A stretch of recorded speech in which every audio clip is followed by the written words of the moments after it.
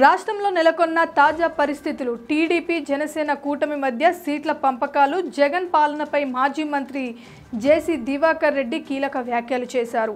రాష్ట్రంలో ఇంకా ఎలక్షన్ వేడి లేదని, తనకు రాజకీయాలు వాసన పోలేదని స్పష్టం చేశారు.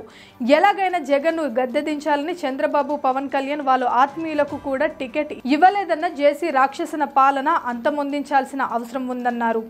టికెట్ రాని వాళ్లకు అసంతృప్తి సహజమన్నారు. మాజీ ఎమ్మెల్యే హనుమంతరాయ్ చౌదరి చంద్రబాబుకు అత్యంత సన్నిహితుడని, ఆయన మార్పు తప్పలేదన్నారు. పార్టీ అంతా ఏకతాటిపై ఉందని, నిన్న ఉన్నంత అసంతృప్తి, టెన్షన్ ప్రస్తుతం లేదని, రేపు అసలు ఉండదన్నారు. ఈ అసంతృప్తి అంతా పాలు పొంగులాంటిదని, దీని గురించి ఆందోళన అవసరం లేదన్నారు.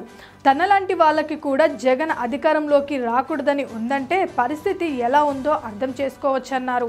ఓట్లు చీలకుండా ఉండేందుకు బీజేపీతో పొత్తు కావాలని కోరుకుంటున్నామని, ఎంతవరకు సఫలం అవుతుందో చూడాలన్నారు.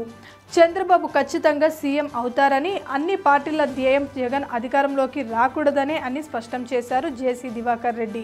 తన కుమారుడు పవన్ రెడ్డికి టికెట్ ఎక్కడ అన్న విషయం తెలియదని, పార్టీ అధిష్టానాన్ని సోదరుడు కుమారుడు పవన్ రెడ్డి కలిసిన మాట వాస్తవమేనన్నారు.